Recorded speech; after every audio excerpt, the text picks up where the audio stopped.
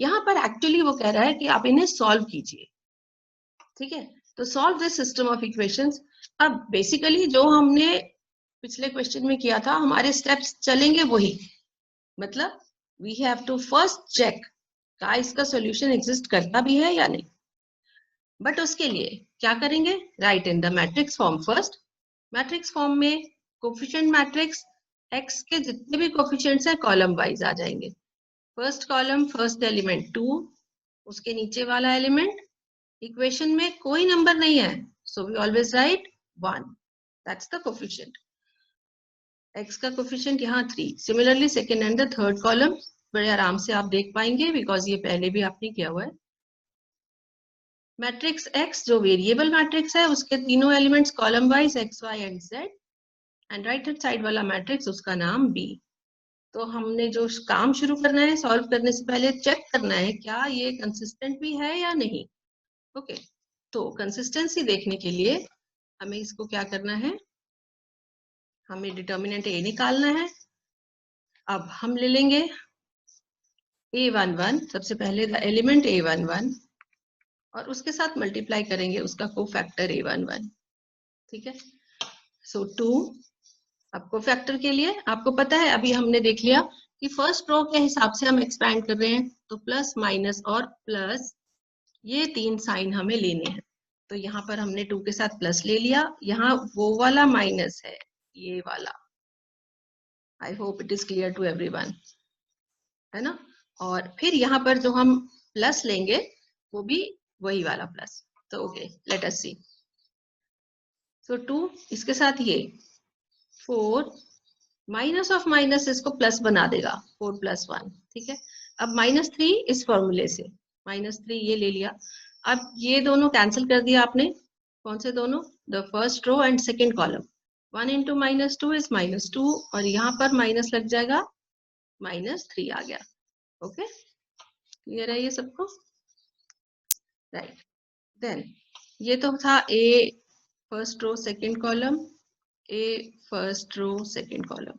यहाँ पर आपको लिखना है A13 first row third column का एलिमेंट मल्टीप्लाइड बाय इसका कोफैक्टर, ठीक है। तो साइन हमें प्लस लेना है, वो तो हम ले लेंगे, और फिर उसके साथ हम क्या करेंगे, ये 3 एलिमेंट मल्टीप्लाई करना है, इसका कोफैक्टर ले लीजिए, -1 माइनस एक और लगेगा तो माइनस माइनस प्लस हो गया, ठीक है। So this is -1 + 6। इनको बड़े ध्यान से सिंप्लीफाई करेंगे, छोटी सी कैलकुलेशंस है लेकिन गलती नहीं होनी चाहिए। तो 10 + 15 + 15 आ गया 40।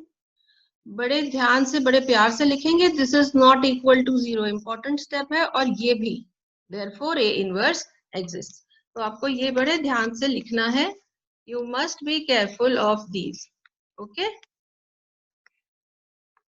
फाइन,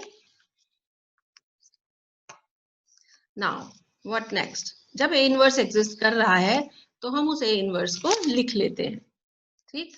तो उस A इनवर्स को हम कैसे लिखें, उसके लिए हमें निकालना है एडजॉइंट A। हमने अभी लास्ट एक्सरसाइज में सीखा how to find adjoint A।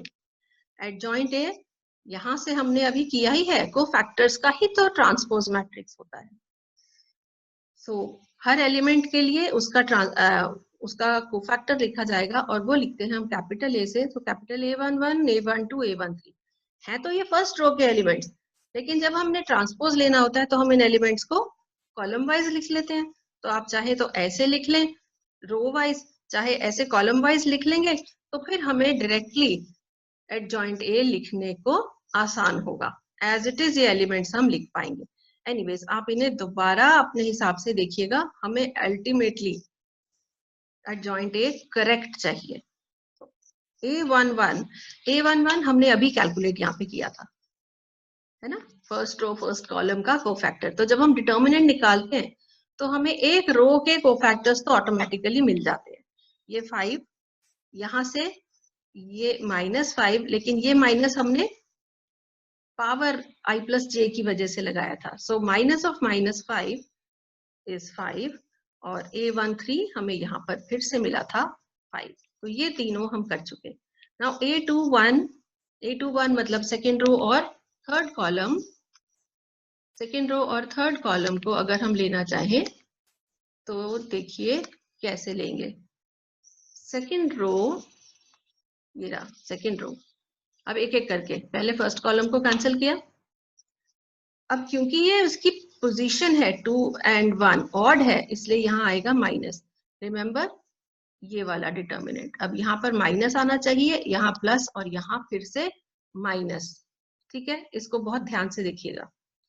तो अब जब ये कैंसिल हो गया, डिटर्मिनेंट क्या बना, 3 के साथ -2 मतलब -6। तो ये राइट साइड में लिख लें कहीं, -6 के साथ एक माइनस और लगेगा, -3 ये है, ये माइनस और लगा तो बन गया +3। तो ये आपको क्या मिल रहा है, -3, और ये वैल्यू हमने यहाँ लिख दी -3, एक माइनस तो बाहर है ही, तो कैलकुलेशन के बाद हमें मिल गया ये 3। Okay right. Similarly we calculate other elements A22, A23 and third column के भी। ठीक, कर सकते हैं अपने आप। तो देखिएगा, इसको टैली कीजिएगा, आ जाना चाहिए। थर्ड रो में हमें लेकिन यहाँ पर ये ध्यान रखना होगा कि यहाँ पर हमने क्या साइन लिखना है, प्लस माइनस और प्लस। तो एलिमेंट्स के साथ ये वाले साइन आप मल्टीप्लाई कर देंगे, तब आपको तीनों कोफैक्टर्स मिल जाएंगे। और फिर एडजॉइंट ए लिखने के लिए, एडजॉइंट ए लिखने के लिए आपके पास ये तीनों एज इट इज, ये कॉलम वाइज हम लिख देंगे। ये एक्चुअली रो वाइज है, A11, A12, A13, but transpose लेने से ये बन गया कॉलम। ठीक है, तो 5, 5, 5, इधर से 3, -13 एंड 11, एंड यहाँ से 9, 1 and -7। So this is your adjoint of A. Clear. अब ये लाइन भी लिखनी जरूरी है, इसके अलग से मार्क्स होते हैं, दिस इज इंपॉर्टेंट। आपको गिवन सिस्टम ऑफ इक्वेशंस बन गया था a into X is equal to B. ठीक है, so ax equal to B, formula हमें पता है, a इनवर्स से मल्टीप्लाई करके ये मिलता है। हम बार बार नहीं लिखेंगे कि a इनवर्स से मल्टीप्लाई किया, हमें ये पता है, हम ये लिख देंगे डायरेक्टली। तो x is equal to a inverse b। अब वैल्यूज इनकी वापस सब्स्टिट्यूट कर दीजिए, x, x, y, z, a inverse. अब a इनवर्स ये कैसे आया, 1/40। हमने जब एडजॉइंट ए के बाद ए इनवर्स पढ़ा था, तो हमें पता है उसका फॉर्मूला था 1 determinant A multiplied by adjoint A. ठीक है, so this also has to be written, लिखिएगा जरूर। सो एक्स वाई जेड, इसकी वैल्यू आ गई x की, A inverse 1 determinant A, determinant A की वैल्यू हम निकाल चुके हैं 1/40, adjoint A as it is लिखा, और बाद में आएगा ये मैट्रिक्स बी। मैट्रिक्स मल्टीप्लिकेशन पहले कर दीजिए, solve is easy, solve is better, 1/40 यही रहेगा। तो पहले आपने 5 से मल्टीप्लाई करना है इन तीनों को, 25 प्लस ये -4 -12 and 9 multiplied by 3. That's how we multiply the matrices.